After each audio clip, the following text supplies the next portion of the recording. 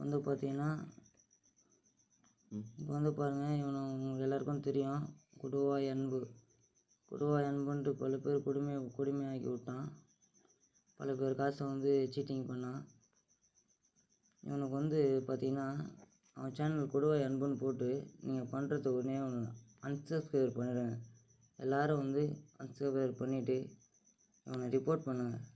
இந்த சேனலில் போயிட்டு சேனல் உள்ளே போயிட்டு பார்த்தீங்கன்னா 3 டாட் இருக்கும். அதில் போயிட்டு ரிப்போர்ட் பண்ணுங்கள். ரிப்போர்ட் யூசர் அதில் பார்த்தீங்கன்னா ஸ்கேமு நெக்ஸ்ட்டு கொடுத்துட்டு